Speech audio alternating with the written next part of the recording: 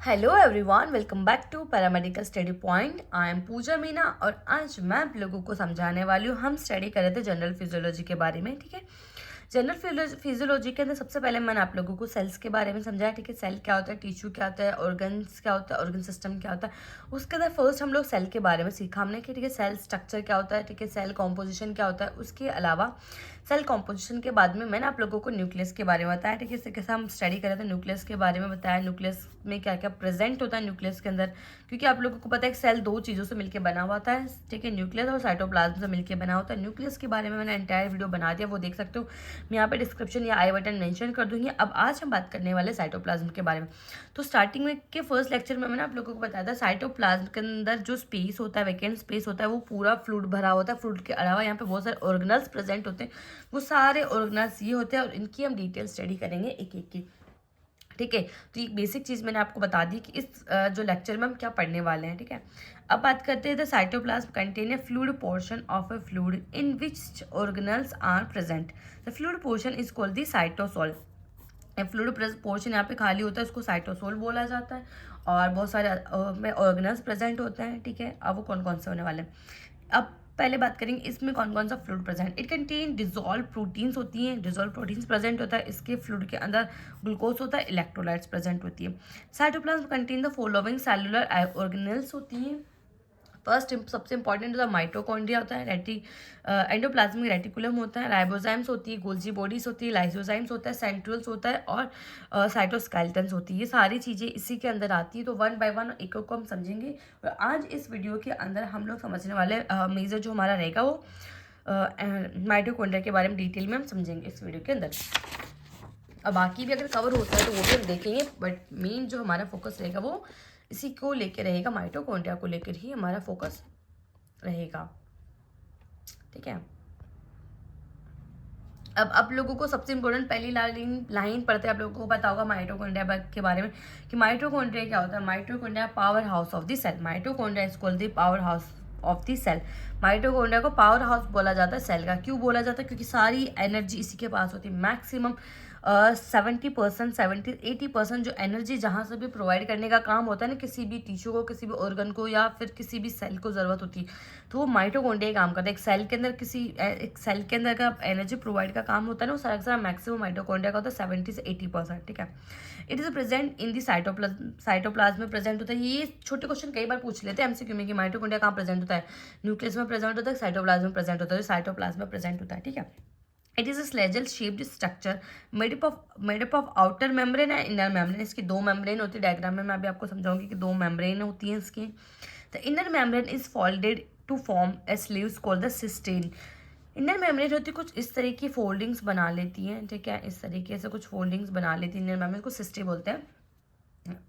The inner portion of mitochondria is filled with A matrix. एक matrix से field होता है। ठीक है, the matrix contain dissolve enzyme required for crabs cycle. अब आप लोगों को पता है इस मैट्रिक्स के अंदर बहुत सारे डिजोल्व एंजाइम्स होंगे। ठीक है, जैसे मैंने आप लोगों को बताया था प्रोटीन्स प्रेजेंट थे, इलेक्ट्रोलाइट्स प्रेजेंट थे, बहुत सारे एंजाइम्स प्रेजेंट है। ये सारे क्या करते हैं, हेल्प करते हैं किस में, क्रैब साइकिल में। ठीक है, क्रैब साइकिल जब होती है ना तो ये सारी चीज़ें हेल्प करती है वहाँ पे किस किस तरीके से कौन कौन सा एंजाइम। आप लोगों को पता है क्रेब साइकिल में बहुत तरह के एंजाइम चाहिए होते हैं, तो सारे इसी तरह ये सारे एंजाइम इस मैट्रिक्स के थ्रू यहाँ पे हेल्प करते हैं। अब सबसे इंपॉर्टेंट फैक्टर क्या होता है कि माइटोकॉन्ड्रिया जो होता है ना, सेल्फ रिप्रोडक्टिव ऑर्गन होता है, सॉरी सेल्फ रिप्रोडक्टिव सेल होती है या ऑर्गेनेल होती है। Mitochondria are the self reproductive and produce in a large number whenever extra energy is required by the cell. ये क्या होता है, सेल्फ रिप्रोडक्टिव होता है, तो अपने आप को डिवाइड करता है और सेल को जितनी ज़्यादा एनर्जी की ज़रूरत होगी ना, ये उतने ही डिवाइड करके अपने आप को इतने नंबर ऑफ इंक्रीज कर लेता है और सेल को एनर्जी प्रोवाइड करने का काम करता है। इसलिए इसको power house of the cell बोला जाता है। अब इसके स्ट्रक्चर को सबसे इंपॉर्टेंट हम समझते हैं। ये मैंने यहाँ पे आपको डायग्राम बता दिया है बना के। ये इस तरीके से ये दिख रहा है ना आपको, ये इंटरनली ये पूरा एक माइटोकॉन्ड्रिया है। ठीक है, अब क्या होता है इसमें, ये आउटर मेम्ब्रेन है, एक इनर मेम्ब्रेन होती है। ये बीच का जो स्पेस है ना, ये वेकेंट स्पेस आप लोगों को दिख रहा है यहाँ पे, ये क्या है, मैट्रिक्स होती है।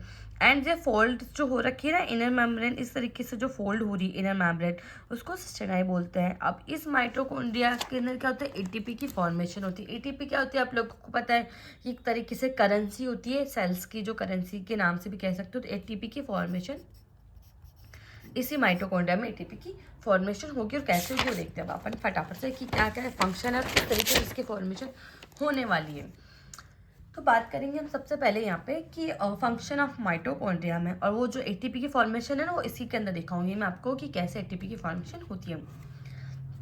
Function of mitochondria, mitochondria contains large quantity of enzymes that convert food products to CO2 and water. देखो सबसे क्या होता है यहाँ पे बहुत तरह के एंजाइम है। सबसे क्या पहले उन्होंने क्या करा, फूड को कन्वर्ट कर दिया किस किस में, वाटर एंड CO2 में, by the citric acid cycle की हेल्प से। The energy liberated during the reaction is use for the synthesis of high energy molecule such as adenosine triphosphate. ठीक है, वही क्या होता है, एटीपी होता है। अब इन सबको करने के टाइमिंग में जब ये कन्वर्जन हो रहा था तो बहुत तरह की रिएक्शंस वहाँ पे होती है, और वो रिएक्शंस क्या करती है, एक रिएक्शन, वो रिएक्शन क्या करती है, एक एनर्जी लिबरेट करती है। और वो जो एनर्जी जो लिबरेट होती है ना वो बहुत ज़्यादा हाई मॉलिक्यूल की फॉर्म में लिबरेट होती है, इसीलिए उसको क्या बोला जाता है, हाई एनर्जी मॉलिक्यूल बोला जाता है। और वो जो होता है एडिनोसाइन ट्राइफॉस्फेट होता है, जिसको हम ATP बोलते हैं। ठीक है, the ATP is transported out of the mitochondria to the place where energy is required. अब जैसे ATP की फॉर्मेशन हुई, क्योंकि फूड पार्टिकल आया, CO2 वाटर बनी, रिएक्शन हुई, रिएक्शन पे जो हाई मॉलिक्यूल एनर्जी कन्वर्ट हुआ, वो हाई एनर्जी मॉलिक्यूल ATP को क्या करा, माइटोकॉन्ड्रिया से बाहर निकाल दिया। जहाँ पे भी सेल को ज़रूरत है एनर्जी की वहाँ वो चला गया। जैसे कि सेल को ज़रूरत है क्रोमोसोम बनाने के लिए, तो यहाँ से ATP से क्या चला जाएगा, वो क्रोमोसोम बनाने के लिए वो चला जाएगी और वहाँ पे उसको जाके एनर्जी प्रोवाइड करेगी, जिससे क्रोमोसोम की फॉर्मेशन हो जाएगी। ठीक है, आप लोगों को पता है वो 4 फेसेस की बात करेंगे, पूरी सेल साइकिल में देखेंगे हम अलग से। तो यहाँ पे वो इस तरीके से बनती है। The rate of mutation for mitochondrial DNA is much higher than that nuclear DNA, since the mitochondria do not have the effective DNA repair system.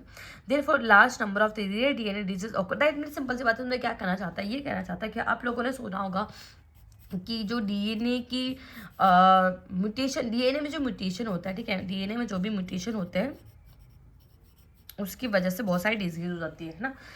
तो क्या होता है कि DNA में म्यूटेशन का मतलब है या तो इसमें क्या हो गया है कि और जो प्रोटीन्स है वो ऐड हो गई है, या प्रोटीन्स जो है वो डिलीट हो गई है। या ये कहने का मतलब है कि जो माइटोकॉन्ड्रिया का जो DNA होता है ना वो अपने आप इतना कैपेबल नहीं होता है कि वो मतलब वो इन म्यूटेशन को रोक पाए। ठीक है, कहने का सिंपल सा मतलब है कि अपने आप को रिपेयर नहीं कर पाता वो। ठीक है, रिपेयरिंग उसमें इतनी एबिलिटी या capability what ever you can call that, वो इतनी एबिलिटी और कैपेबिलिटी नहीं होती कि वो अपने आप को रिपेयर कर सके। रिपेयर का मतलब, कहने का मतलब यहाँ से एक प्रोटीन मॉलिक्यूल बाहर चला गया, ठीक है, इन फॉर्म कि वो प्रोटीन मॉलिक्यूल बाहर चला गया तो वो उसमें कैपेबिलिटी नहीं कि उसको रिपेयर कर दे, उस प्रोटीन मॉलिक्यूल को फिल कर दे, वो नहीं कर पाता। एक बार चला गया मतलब डिलीट हो गया मतलब डिलीट हो गया। या कोई भी मॉलिक्यूल या कोई भी प्रोटीन एक्स्ट्रा आके यहाँ पे ऐड हो गया तो उसमें कैपेबिलिटी नहीं है कि वो उसको हटा सके। ठीक है, तो इसी वजह से क्या होता है कि माइटोकॉन्ड्रिया का जो DNA होता है ना उसकी इतनी एफिशिएंसी नहीं होती। तो मैक्सिमम जो आपको जो रेयर म्यूटेशन डिजीज़ देखने को मिलती है ना वो जो DNA वाली, वो मैक्सिमम आप लोगों को जो देखने को मिलती है 80 से 90% वो मिलती है माइटोकॉन्ड्रियल DNA की वजह से मिलती है। इसकी वजह से मिलती है, आपको बहुत कम रेयर मिलेगी जो कि न्यूक्लियर DNA की वजह से होती है। देखो DNA सेम है बट क्या डिफरेंस हो रहा है इनमें, ये माइटोकॉन्ड्रिया के वहाँ पर जो प्रेजेंट है उस DNA की यहाँ पे बात हो रही है, और जो न्यूक्लियस के पास जो DNA प्रेजेंट है उसकी यहाँ पे वो बात हो रही है। DNA सेम है लेकिन अलग अलग जो DNA का एक जो बेसिक डिफरेंस है वो ये वाला डिफरेंस है। ठीक है, इस वजह से क्या होता है रिपेयर नहीं हो पाता और इस वजह से रेयर DNA डिजीज ओकर होती है due to the mutation in the mitochondrial DNA की वजह से। अब नेक्स्ट बात कर लेते हैं कि जो माइटोकॉन्ड्रियल डिजीज किस किस से रिलेटेड होती है। माइटोकॉन्ड्रिया में जो अगर डिजीज हो रही है उससे रिलेटेड कौन कौन से डिजीज होते हैं, क्या क्या सिम्टम्स होते हैं। Symptoms of the mitochondrial disease include the gastrointestinal dysfunction, susceptibility of infection and while improvement in hearing problem होती है, कार्डियक प्रॉब्लम होती है, रेस्पिरेटरी प्रॉब्लम होती है। सारी प्रॉब्लम्स आपको माइटोकॉन्ड्रिया की वजह से देखने को मिलती है। अगर उसमें कोई भी डिलीशन होता है या फिर कोई भी एडिशन होता है या प्रॉपर रिपेयरिंग नहीं हो पाती, वो सारी चीज़ें इस वजह से आपको यहाँ पे देखने को मिलती है। So that is all about this video and next video में मैं आपको नेक्स्ट ऑर्गेनेल के बारे में बताऊंगी जो साइटोप्लाज्म में प्रेजेंट है। And thank you so much watching this video. अगर आप लोगों को मेरा ये वीडियो अच्छा लगता है तो प्लीज़ अपने दोस्तों के साथ में इसको शेयर करें।